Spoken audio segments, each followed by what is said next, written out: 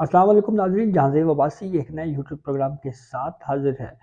Supreme court of Pakistan की जानिब से एक ऐसा फैसला सामने आया है जिसमें निगरान हुकूमतों की जो आईनी हैसियत है उसके ऊपर न सिर्फ सवालात उठाए गए हैं, बल्कि सुप्रीम कोर्ट ने ये भी कहा है कि निगरान हुकूमतें जो हैं वो 90 दिन से ज़ायद एक दिन भी अगर ऊपर हो तो ये अनकॉन्स्टिट्यूशनल हैं, गैर आइनी हैं। यानी इस वक्त जो पंजाब और खैबर पख्तूनख्वा की हुकूमतें हैं, क्या वो गैर आइनी तौर के ऊपर अपनी वर्किंग कर रही हैं? और इसके अलावा इस फैसले में जो इलेक्शंस डिले हुआ पंजाब खैबर पख्तूनख्वा का और उसके बाद मरकज़ का यानी कौमी असम्बली का, इसमें जो ताख़ीरी ज़िम्मेदारान हैं, इस इलेक्शन में ताख़ीर करने के जो ज़िम्मेदारान हैं वो 5 किरदार हैं, उसके ऊपर भी बात की गई है। और ये जस्टिस अतर मिनल्ला का एक एडिशनल व्यू, एक एडिशनल नोट सामने आया है आम इंतखाबात के इनेकाद से मुतल्लिक। ये केस जिस पे चीफ जस्टिस काजी फ़ायद ईसा की सरबराही में 3 रुकनी बेंच ने ये फैसला दिया था कि इंतखाबात जो हैं वो अब ताख़ीर का शिकार हो चुके हैं और 8 फरवरी की डेट जो है वो फिर सदर ममलिकत ने इलेक्शन कमीशन के साथ मुशावरत के साथ तय की। ये वही केस है और इस केस में अब एक 41 सफ़ात पर मुश्तमिल इजाफी नोट जस्टिस अतर मिनल्ला की जानिब से जारी किया गया है। तो सबसे पहले तो आपको बताते हैं कि इसमें जस्टिस अतर मिनल्ला ने जो इलेक्शन डिले हुए हैं, 90 दिन से ज़्यादा मुद्दत के बाद अब इलेक्शन हो रहे हैं, तो इसके ज़िम्मेदारान किस किस को करार दिया है। तो जस्टिस अतर मिनल्ला ने अपने इस नोट में ये कहा है कि इंतखाबात में ताख़ीर करके सदर ममलिकत पंजाब और खैबर पख्तूनख्वा के गवर्नर्स, इसके अलावा इलेक्शन कमीशन और वफाकी हुकूमत ने आइन से इनहराफ किया जो संगीन गद्दारी के ज़ुमरे में आता है और गैर मुंतखब निगरानों के ज़रिए हुकूमत चलाना आइन की खिलाफ वर्जी है। और फिर इसके अलावा ये भी कहा गया है कि अगर जजेस देखें कि एग्जेक्टिव इनके अहकामात पर अमल नहीं कर रहे तो उन्हें इस्तीफ़ा दे देना चाहिए। और आइन ने गासिब जो काबिल एहतसाब थे, वो आइन के गासिब काबिल एहतसाब जो हैं वो बग़ैर एहतसाब के ही इस दुनिया से कूच कर गए। और इस फैसले में फिर जस्टिस अतर मिनल्ला ने ये भी कहा है कि वोटर्स को इंतखाबी अमल से बाहर रखना जो है ये बुनियादी हकूक़ जो है उसके मनाफी है और आइन व कानून के हर के बरखिलाफ़ निगरान हुकूमतों के ज़रिए अमूर चलाए जा रहे हैं। 90 रोज़ में इंतखाबात करवाना सदर ममलिकत, गवर्नर्स और इलेक्शन कमीशन की ज़िम्मेदारी थी। 8 फरवरी को मुल्क भर में इंतखाबात का तयन सदर ममलिकत ने किया। और फिर ये भी कहा गया कि तारीख़ इलेक्शन कमीशन ने दी, सदर और इलेक्शन कमीशन ने खुद को बेनकाब किया है कि उन्होंने आइन की खिलाफ वर्जी की। 90 दिन के अंदर इंतखाबात की तारीख देना सदर ममलिकत का इख्तियार था। गवर्नर खैबर पख्तूनख्वा ने 90 दिन में इंतखाबात की तारीख ना देकर आइन की खिलाफ वर्जी की। इसी तरह पंजाब के गवर्नर ने भी आइनी ज़िम्मेदारी पूरी नहीं की। फिर उसके अलावा इस एडिशनल नोट में मज़ीद ये भी कहा गया है कि सदर इलेक्शन कमीशन अपनी जो आइनी ज़िम्मेदारियाँ हैं उसको अदा करने में नाकाम रहे। लाहौर हाई कोर्ट अपने फैसले पर अमल दरामद के लिए कार्रवाई चला रही थी, लेकिन सुप्रीम कोर्ट ने केस खुद चलाना शुरू कर दिया। सदर ममलिकत ने 2 फरवरी 2023 को पंजाब में इंतखाबात की तारीख दी, जिससे लाहौर हाई कोर्ट की कार्रवाई मुतासिर हुई।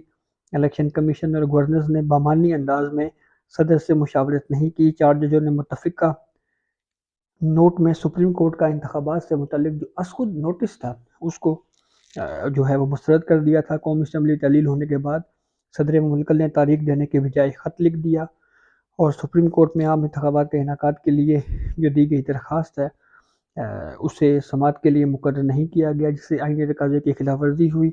और बाद नज़र में वफाकी हुकूमत भी अदालती अहकामात को नज़रअंदाज करती रही। इस फैसले में, इस एडिशनल नोट में ये भी कहा गया है कि अवामी इख्तियार के गलत इस्तेमाल से ज़ेर हिरासत अफराद पर तशद्दुद, सहाफ़ियों और सियासी कारकुनान पर तशद्दुद, इज़हार राय पर पाबंदियाँ रिवायत बन चुकी है। अगर जजेस देखें कि एग्जेक्टिव उनके अहकामात पर अमल नहीं कर रहे तो उन्हें मुस्ताफ़ी हो जाना चाहिए। और फिर इस एडिशनल नोट में ये भी कहा गया है कि جو آئین شکن ہیں انہوں نے حلف لینے والے ججز آئین شکن سے حلف لینے والے ججز آئین شکنی میں شریک ہوں گے۔ پرویز مشرف پر غداری کا مقدمہ چلا کر سزائے موت دی گئی۔ ہائی کورٹ نے وہ خصوصی عدالت جس نے پرویز مشرف کو سزا دی اس کو ہی کالعدم قرار دے دیا گیا۔ پھر اس کے بعد بیک گراؤنڈ دیا گیا ہے کہ پاکستان کی جو عدالتی تاریخ ہے اس میں اس ملک میں کیا کیا ہوتا رہا۔ تو جسٹس اطہر من اللہ اپنے اس ایڈیشنل نوٹ میں مزید کہتے ہیں کہ عدالتوں کی ذمہ داری ہے کہ وہ آئین کی خلاف ورزیوں پر استثناء کے عناصر کو آڑے نہ دینے۔ الیکشن کمیشن کی ذمہ داری ہے کہ تاخیر سے ہونے والے انتخابات کو شفاف اور آزادانہ بنائے تاکہ کسی کو شکایت کو موقع نہ ملے۔ انتخابات نہ صرف شفاف ہونے چاہیے بلکہ شفاف الیکشن ہر شہری کو نظر بھی آنے چاہیے، اور 12.5 کروڑ سے زائد رجسٹرڈ ووٹرز اگر چاہیں تو آئین کی خلاف ورزی کرنے والوں کو ووٹ کی طاقت سے مستقبل کے لیے مثال بنا سکتے ہیں۔ اس اضافی نوٹ میں مزید یہ کہا گیا ہے کہ عوامی اختیار کے غلط استعمال سے زیر حراست افراد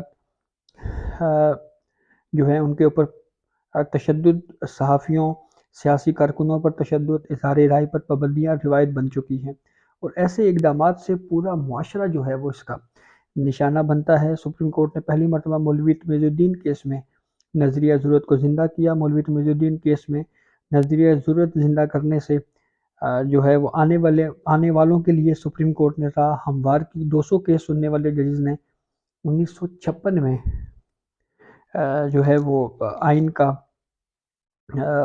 حلف اٹھایا۔ جب مارشل لاء کے ذریعے آئین توڑا گیا تو ان ججز کی ذمہ داری تھی کہ وہ استعفیٰ دیتے یا اپنا کام جاری رکھتے۔ آئین ٹوٹنے کے باوجود ججز کا کام جاری رکھنے کا مقصد فوجی بغاوت کی توثیق کرنا تھا، اور پھر جن ججز نے 1956 کے مارشل لاء کی توثیق کی ان میں جسٹس کارلینیس بھی تھے جو بعد میں 8 سال تک ملک کے چیف جسٹس آف پاکستان رہے۔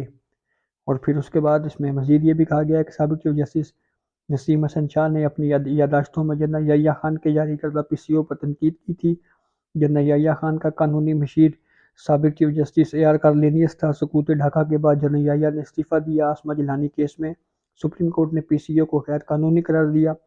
اگر ججز دیکھیں کہ ایگزیکٹو ان کے احکامات پر عمل نہیں کر رہے تو انہیں استعفیٰ دے دینا چاہیے۔ آئین شکن سے حلف لینے والے ججز آئین شکنی میں شریک ہوتے ہیں، اور 5 جولائی 1977 کو ضیاء الحق کے آئین توڑنے کا حوالہ دیا گیا۔ پھر اس کے بعد جسٹس یحییٰ آفریدی نے یہ کہا، جسٹس اطہر من اللہ کی جانب سے یہ جو ایڈیشنل نوٹ ہے اس میں یہ کہا گیا کہ جسٹس دوراب پٹیل ضیاء الحق کے مارشل لاء کی توثیق کرنے والے بینچ کا حصہ تھے۔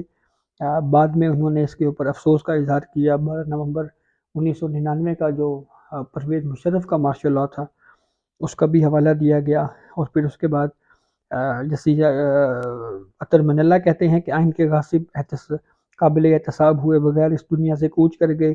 غیر منتخب نگرانوں کے ذریعے حکومت چلانا آئین کی خلاف ورزی ہے۔ یہ عدالتوں کی ذمہ داری ہے کہ وہ آئینی خلاف ورزیوں پر استثناء کے عناصر کو آڑے نہ آنے دیں۔ یہ الیکشن کمیشن کی ذمہ داری ہے کہ تاخیر سے ہونے والے انتخابات کو شفاف اور آزادانہ بنائے تاکہ کسی کو شکایت کا موقع نہ ملے۔ انتخابات نہ صرف شفاف ہونے چاہیے بلکہ شفاف الیکشن ہر شہری کو نظر بھی آنی چاہیے۔ 12.5 کروڑ سے زائد رجسٹرڈ ووٹر اگر چاہیں تو آئین کی خلاف ورزی کرنے والوں کو ووٹ کی طاقت سے مستقبل کے لیے ایک مثال بنا سکتے ہیں۔